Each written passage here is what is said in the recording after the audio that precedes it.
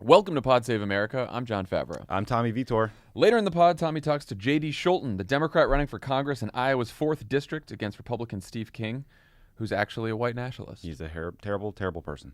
Like, actually a white nationalist. Yeah. When asked if he was a white nationalist or a white supremacist, he actually did not deny either.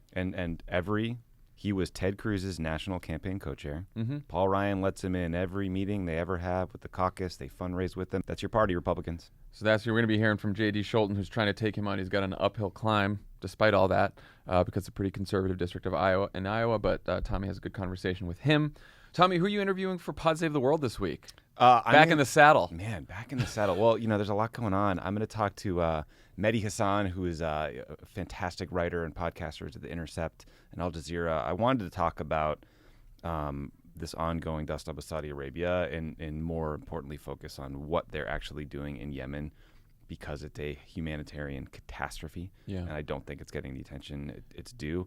I'm also trying to figure out if I can figure out a way to talk about what just happened in Brazil somehow, because that election is frightening. So I really want to hear about that. Okay. Stay tuned then, John. Okay. Everyone should also check out this week's Lovett or Leave It, which was hosted by our pal Aaron Ryan. Fantastic. So check that out. And we will be in Irvine, California on Friday for the last of 4 midterm specials for HBO. Whew. We just were in Philadelphia. Great show. Check that out. It's now on HBO Go and HBO Now, so you can check that out. And check out the last one in Irvine. Yeah, and Chrissy Houlihan's really cool. Check out her campaign. She's inspiring. She's one of those people you meet and you're like, oh, not only am I excited about your election, I'm excited for someone like you to have the job and do it better and be smart on policy. She's brilliant. She's brilliant. She's outstanding, and she was a great guest in Philly. Finally, we are 8 days out from the election, so please go to votesaveamerica.com, download a copy of your ballot. You can fill it out. You can find information about ballot measures and the candidates on your ballot, and make a plan to vote. You can figure out exactly when you're going to vote, where you're going to vote. We'll send you personal reminders on your calendars. There is no excuses. No excuse. Also, our pals at Civis Analytics. This is some of the data people that helped Obama win 2 terms. Cool nerds. Cool nerds. They've helped us identify 20 House races, and here's the deal with these House races. They are both very close, Yeah. and they are also in cheaper media markets, Right. which means that if you donate to these races, you'll have a bigger bang for your buck, and you can help these Democrats get over the finish line. So we put this link out on Friday. It's votesaveamerica.com/donate, and we expect it to, hopefully fundraise a couple $100,000. Mm-hmm. $600,000 we're Crazy. already at right now. Unbelievable. Thanks to you guys since Friday. So and a lot of these candidates in these races have reached out to us since then, and they've been overwhelmed by the support. Some of them said that they're almost running out of money, and these checks came in, and that helps them over the finish line. These are races we can really win. This means the difference between being unable to respond to Paul Ryan's disgusting super PAC ads, Yep. or getting your message on the air. It means maybe hiring one last organizer to knock doors, to get out there and to get voters to the polls. So it's the impact is so big with these donations in this late stage. Yeah, so please donate. All right, let's get to the very sad and enraging news today. On Saturday, a gunman used an AR-15 to kill 11 Americans who were attending a bris at a Pittsburgh synagogue. Half a dozen more people were wounded. The Anti-Defamation League called the shooting at the Tree of Life synagogue the single deadliest anti-Semitic attack in the history of the United States. The man arrested by authorities told a SWAT team officer that, quote, he wanted all Jews to die, and he also had nearly 24 guns registered to his name, because that's what we allow here in the United States. Tommy, what else do we know about what led to the shooter, whose name is Robert Bowers, to launch this attack at this particular moment? We know that he believed that the Jews, quotes, are working to destroy America by bringing in immigrants. And so I believe that conspiratorial, crazy, whatever you want to call it, belief is directly tied to the idea that you're seeing in the mainstream media that there is a caravan of people coming to invade our country full of gang members and ISIS, like the president says, and that George Soros, who is a billionaire financier who happens to be Jewish, who has been demagogued by the Republican Party for decades, is paying for that caravan and secretly slipping in. So it doesn't require using a slur to be anti-Semitism. If you're talking about how globalists are controlling the media or our politics, we know damn well what you're saying, Steve Bannon. You're saying the Jews are in charge. The globalist Jews are running the media, or they're subverting our democracy somehow. This is a disgusting anti-Semitic slur. We should call it for what it is. And this has been part and parcel of Republican Party's messaging in some places for a long time. And Trump is just mainlining this extremism. Yeah, I mean, I don't think we can emphasize the link to the caravan conspiracy enough here. Yep. It started last week, Matt Gaetz, Florida congressman. The dumbest person on the fucking planet. Again, he is a frat paddle come to life, I believe is Lovett's line. Yeah. He is a deplorable idiot, but he's dangerous. Well, and again, I mean, like so many of these people, this is not someone who knows, but like that genuinely believes this is like a rich dude who went to a college and everything like that. He knows better, and he just decided to cast his lot with the far right and the white nationalist Donald Trump because he knew it would help his career. People who know him, people who get to be like, this guy knows exactly what he's doing, but he's just doing this purely for his own ambition. And you may have heard of him before because he invited a Holocaust denier to be his guest at the State of the Union. That's right. So that's what a good guy Matt Gaetz is. So he started this whole thing last week by tweeting a fake picture. It wasn't real. It wasn't actually the caravan, saying this is the caravan. George Soros has funded this caravan. Yeah, Soros question mark? Right. Just asking questions. And fuck you. In the caravan are dangerous people who are coming to the United States. That, of course, went on to Fox. From Fox, it goes to the President of the United States. Yeah, his think tank, Fox and Friends. So now we have the President of the United States telling everyone that the caravan that is 1,000 miles away from the border is filled with Middle Easterners, dangerous people, possibly terrorists, all this kind of stuff, and that it's possibly funded by the Democrats. Yep. And so now what happened was on Gab, which is a social media platform used by many white supremacists and neo-Nazis, glad we have one of those, Bowers, who's the guy who did the shooting, recently complained after all this last week that Jews were helping transport members of the migrant caravans, called a Jewish organization that helps refugees a sugar-coated evil, and then finally said, I don't care about the optics. I can't take this anymore. I'm going to go do this thing. And now we have this mass shooting. Tommy, what do we know in general about rising anti-Semitism over the last few years? The ADL reported in February that the number of anti-Semitic incidents was nearly 60% higher in 2017 than in 2016. That is the single largest. That's the largest single-year increase on record, and the second highest number reported since the ADL started tracking incident data in the 1970s. And of course, this coincided with Donald Trump's campaign in 2016 and Donald Trump's presidency in 2017. So the question is, does Trump bear any responsibility for this rise in anti-Semitism? The White House obviously says not at all. They point to his statements condemning the attack in Pittsburgh, which, according to the New York Times, were written by his Jewish daughter and his Jewish son-in-law, Ivanka Trump and Jared Kushner, who I guess had to persuade him to condemn these in super harsh terms, which is always comforting. But what do you think? What sort of connections, if any, can we draw from Trump's presidency, Trump's rhetoric, to sort of these rising attacks? I think that the key to understanding the link between Trump and these fringe anti-Semitic extremists is just listening to what the fringe anti-Semitic extremists say. And they take solace when in Charlottesville, he blames both sides or doesn't condemn them. They look to him and they're inspired and they see leadership and they feel emboldened by him. When he calls himself a nationalist, these right-wing nationalist parties have been blaming Jews for all their problems for centuries. They know damn well what it means. When Steve Bannon sits his fat ass in the White House for 6 months as the chief strategist, they look to him for leadership. When he's inviting these Pizzagate lunatics into briefings and, these people are walking around making the okay white nationalist sign. What drives me crazy about this is, there are all these people that say, oh, they're just trolling. They're trying to, own the libs by making these signs. Like, you are what you do, and then the response, I think it drives me nuts. And I think the African-American community has dealt with for a very long time as well. It's like when you point out something as racist or anti-Semitic, I think people think that that's the worst thing you could ever say about someone, that they are racist or they're an anti-Semite, and they act like pointing out the facts and making that charge is somehow worse than the original incident. We need to call this for what it is. Right. I mean, to paraphrase Andrew Gillum, I'm not saying he's an anti-Semite. Right. I'm saying the anti-Semites think he's an anti-Semite. Julia Yaffe, friend of the pod, wrote a really great piece for the Washington Post about all of this that you should go check out. But she basically, sort of laid out Trump's evolution on this. In 2016, he joked at a meeting of the Republican Jewish Coalition that it wouldn't support him, quote, because I don't want your money. Yep. During the campaign, he tweeted a picture of Hillary Clinton superimposed on a Star of David over dollar bills. After Julia published a profile of Melania, which the White House didn't like, she was deluged with anti-Semitic threats.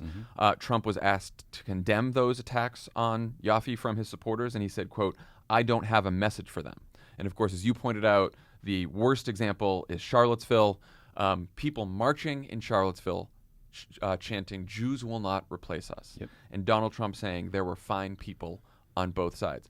I want a reporter, this is very simple, to ask Donald Trump, ask Sarah Huckabee Sanders, ask anyone at the White House today, does the president still believe that the people in Charlottesville who were chanting, Jews will not replace us, were fine people, that there were fine people among those marching? I want someone to ask him that question, because if they really say he's not anti-Semitic, that he condemns this kind of attacks, that he condemns the kind of hate that leads to these attacks, then they will answer, the president will answer, you know what, I don't believe they were fine people. I'm sorry, I shouldn't have said that. But he won't, because he hasn't, because nothing has changed since Charlottesville. The only thing that's changed is somehow, like, the news moves so fast that our collective memory doesn't really remember the fact that in Charlottesville, he issued these horrible, horrible statements and has not apologized for them. Right. I mean, there was an article last year where I think it was The Independent of the UK, where Trump suggested that Jews might be secretly committing anti-Semitic hate crimes on themselves so that he looks bad. I forgot about that one, too. That's real. I mean, Adam Serwer, who writes for The Atlantic,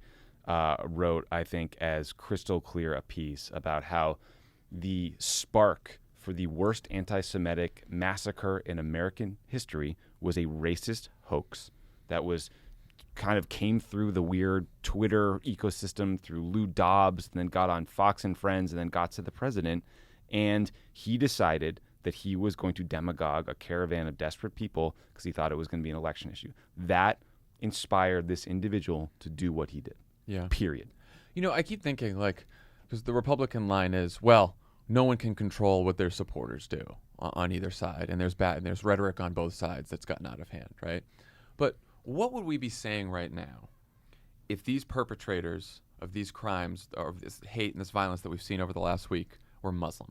Exactly. What would we be doing if there was a connection to ISIS? Wouldn't we say that ISIS propaganda inspired some of these people who said, I'm doing this in the name of ISIS, which we've seen all the time? Of course, and we would be calling on every single Muslim on the planet to denounce this act and to do better somehow and to somehow fix the problem. I mean, these people these right-wingers are incapable of looking within their party, within themselves, and seeing the harm that's being created here. And so it's not just Trump. The NRCC, after George Soros was sent an IED, a pipe bomb, they put up an ad attacking George Soros. GOP leader Kevin McCarthy tweeted, "We cannot allow Soros, Steyer, and Bloomberg to buy this election." Gee, what do those three guys have in common? Yeah. No, I mean, look, it is true that a politician or a leader cannot control what his or her supporters do all the time. There are people who will do crazy things, will do horrible things all the time. But you can control your own words and your own actions. They like to point out, oh, it was a Bernie Sanders supporter that shot Steve Scalise, and he was doing it because they were Republicans, right? That is correct. And yet, can you point to a single word that Bernie Sanders has ever said, or any Democrat, that told people to commit violence? Can you do that to Donald Trump? Yes. How many times did he say he was going to pay the legal bills of his supporters who beat people up at rallies? Yeah. How many times has he said? Today, he called the press the enemy of the people. Yep. How many times in his stump speech has he called Democrats evil and crazy? He says it every single day. Democrats don't do that. No. It also worries me because you see this a lot among like young men in particular. There was a big part of the appeal of Trump was he's just trolling, he's talking shit, he's generally anti-establishment. And I get why like anti-establishment sentiments are appealing to young people. In the 60s, it was you're anti-war, right? Yeah. This is a different time. But that stuff has manifested itself online in dark ways. I mean, there's racist, anti-Semitic jokes that pop up on Gab or 4chan or, God forbid, like the Daily Stormer. And when people, it's sort of like a race to the bottom to see who we can offend and like upset the libs. But I think that stuff lulls you into thinking it's acceptable. And some people see that stuff and go further and further and further. I mean, Timothy McVeigh, the white nationalist Oklahoma City bomber, was inspired by anti-Semitic books and teaching, and he perpetrated a horrific terrorist act. So, like, we need to keep an eye on these things, and we need to understand that leadership comes from the very top. And you can't tell me that Barack Obama singing Amazing Grace in a church wasn't an important healing moment, and the lack of that grace or any kind of unity in our country, it's like you can feel it. Or again, take George W. Bush, right? Who will go down in history as one of the worst presidents because the Iraq War was one of the biggest catastrophes that any president has ever led us into, okay? But George W. Bush made a point of condemning attacks on Muslims, made a point of saying the Muslim religion is a peaceful religion, and whether it's George Bush, whether it's Ronald Reagan, or it's any Republican president, if their supporters started attacking people, you wouldn't be able to draw the same kind of links that you can draw with Donald Trump. No. And Republicans fucking know this. Of course they do. They know it damn well. So whether it's Barack Obama or George Bush, whatever, for some reason, these anti-Semitic people, these racist supporters, they look at Donald Trump and they think he's one of them. Totally. After Charlottesville, they said, we think he's on our side. We know he eventually had to condemn it, but they forced him to condemn him. And we really know he's on our side. What other president have anti-Semites and racists ever said that about? And like the people, and it drives me crazy, the people that are elevated in the media because they're sort of Trump fans or sycophants. Like Eric Erickson, lame blogger, 2 weeks ago tweeted, "It's not a coincidence that this caravan to the south of us is happening 2 weeks before our federal elections." He was on Meet the Press this Sunday. Great booking, guys. Yeah. Lou Dobbs, who is a particularly virulent brand of washed up and intolerant, had a guy on from Judicial Watch who talked about the Soros-funded State Department financially backing the caravan. It was so bad that Fox actually had to pull the episode and banned the guest in perpetuity. But those are the people that Donald Trump watches. Those are the people he calls on the phone during his 9 hours of executive time, which is code for him sitting around and tweeting and calling his buddies, right? We have a part-time president who, in the time he actually does work, just divides the nation as thoroughly as he possibly can.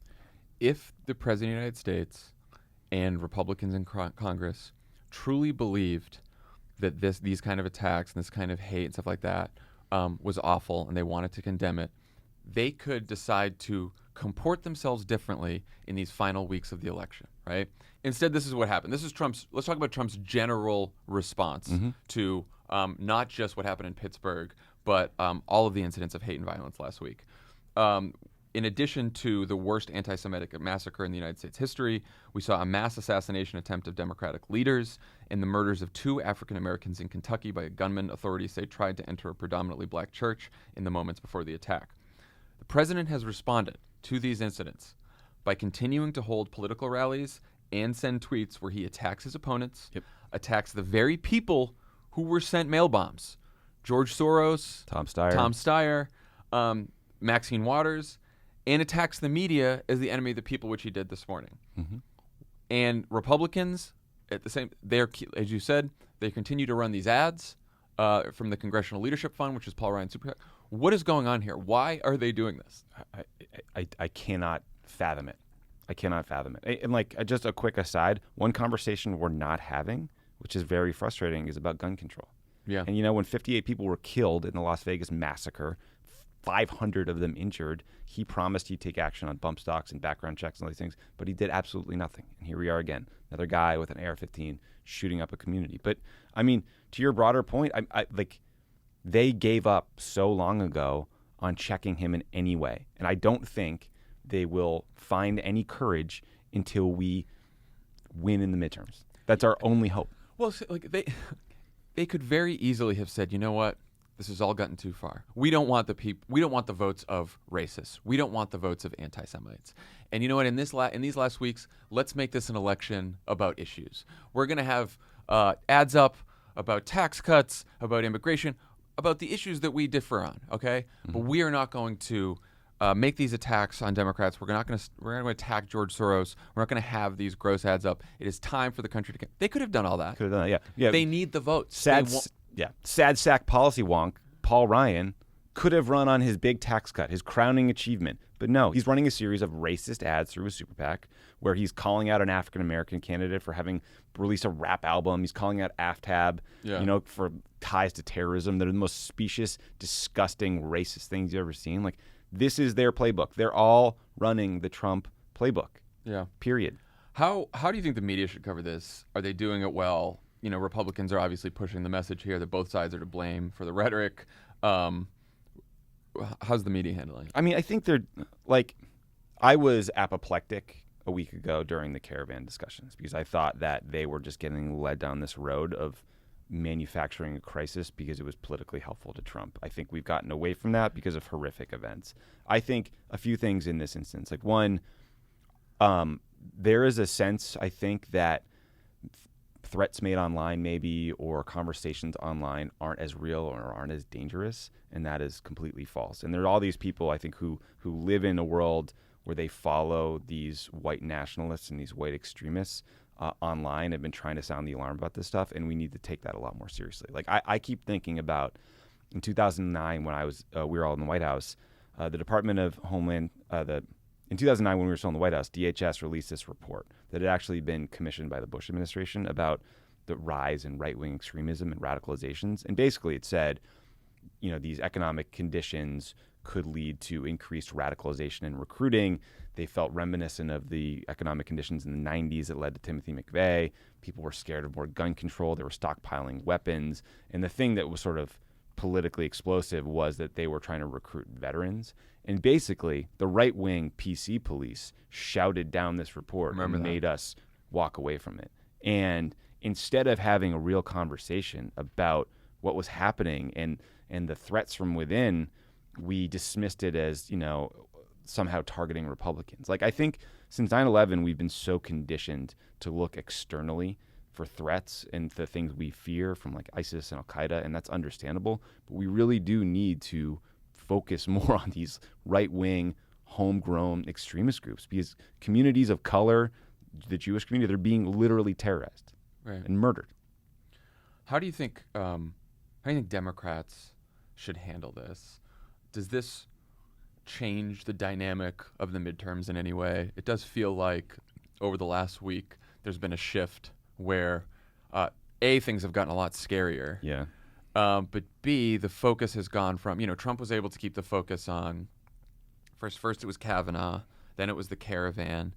But, a funny thing happened here is Trump said, he wants to make this election a referendum on him. Right. Because he was out there doing all these rallies. He's out there giving all these interviews, and he's figuring like, I'm the one who can juice Republican turnout because they all love me. So he's put himself at the center of this election. Well, now he got what he wanted. And now the midterms do seem like they're more of a referendum on his actions, his behavior, and his words, which in the wake of 2 or 3 tragedies, right? Mm-hmm. A mass assassination attempt, the worst attack on the Jewish community in U.S. history, and the killing of 2 African Americans in Kentucky. In the wake of this, he has not tried to bring the country together. Nope. He has not offered any consoling words. And in fact, he has doubled down on his attacks on Democrats and the media. Yeah. And I'm just wondering, like, how should Democrats handle this in this last week? Boy, it's hard to know, right? I mean, notable this morning is the Gallup Trump approval track. Last week he was at 44 approve, 50 disapprove. This week he's at 40 approve, 54 disapprove. So the country is not happy about his handling of the IED incident. I don't think they've come to process, in polling at least, what happened over the weekend. So that's just sort of the context of what's happening in the country. I do think this midterm was always going to be a referendum on Trump. Yeah. I think that Democrats should continue running on healthcare and the issues that they know people care the most about. But I do think that most of the country thinks he needs to be checked. And that's going to be even more salient of a message now. Well, and whether they believe that or not, certainly I do think Democrats should make that part of their closing message. Definitely. Along with healthcare and everything else. Like, if you give Donald Trump a Republican Congress again, if he wins this election, if Republicans win this election, he will absolutely take that as an affirmation of his behavior. Oh, absolutely. That what he did was okay and that he can continue doing that. And for the next 2 years, he will say and do whatever he wants because the Republican Congress will let him. They have basically shown that no matter what he does or what he says, they will stand behind him 100%. Right. So even if you sort of like Trump, even if you think that the economy is going great, even if you've said to yourself, you know what, I liked him, I'm going to continue voting for my Republican congressman who I like, you have to think to yourself, what we have seen these last 2 weeks will only get worse over the next 2 years if this man on November 6th gets an affirmation that his behavior is okay. And then for the next 2 years, he will do whatever he wants. He will shut down investigations. He will take away people's health care. He will pass more tax cuts for the rich. He will deport more immigrants. He will do whatever he wants. He views everything in terms of winning and losing. So he thinks that the way he treated Christine Blasey Ford is okay because Kavanaugh got confirmed, right? So that's the only lesson he ever learns. And I do think that there are a lot of people in this country that kind of like Trump's anti-establishment stuff, but it shows up in polls. They're like, I don't like the tweets. Well, the tweets are a big deal. Yeah. When the tweets are inspiring radical, frightening, violent people, then that should really rise to the top of your concerns and how you're voting. And look, we've seen this happen before too. His lowest approval ratings came after Charlottesville, after the Helsinki press conference with Putin, where he stood with Putin. Just moments where he has totally dropped the ball in the worst way in his role as leader, as national unifier, as president. I mean, people in this country do want someone who is going to console them during times of tragedy, who's going to try to bring the country together, who's going to try to rise above partisan politics. He can't do any of those things. He's a part-time president. We know this because we read all the stories. The guy has literally 3 hours in the middle of the day routinely where he just does nothing but watch TV and tweet, right? So we know that he's not doing the job generally. I think there's parts of us who are like, oh, that's probably good that he's not more effective. But, you can't hide when you've completely abdicated your role as a moral leader or as sort of a healer for the country. Yeah.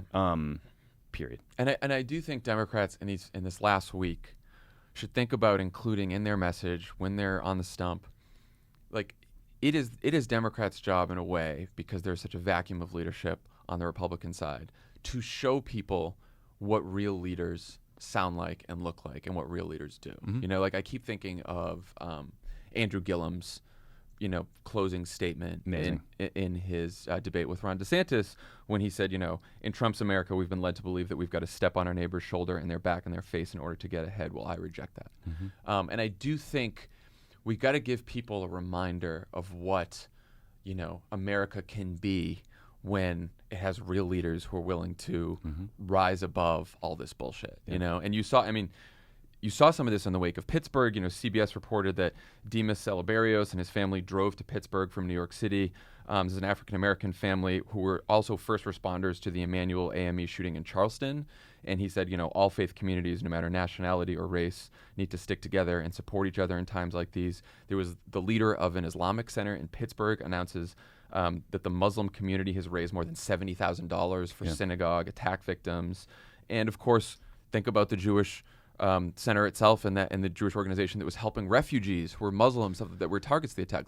There is good in this country, and I think Democrats have to remind people of what that is in this final week. Just a real quick point on the refugees. I mean, Trump has demagogued the concept of helping out refugees. He has made that somehow an evil or bad thing, right? Because he claims they're all ISIS. I mean, when you think of the history of the Jewish people who are stateless, who have had to flee the most horrific thing you could ever imagine in the Holocaust. I mean, there's no more disgusting undercutting or misunderstanding of the history of the people or a nation or a country full of fucking refugees or people, fleeing something. So anyway, it's awful.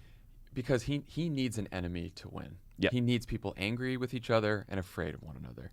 And so whether that enemy, whether he's pitting men versus women in the Kavanaugh hearing, whether he's trying to make people afraid of foreigners and brown people and immigrants and now the press and the media and Democrats and mobs, he needs this enemy to keep going.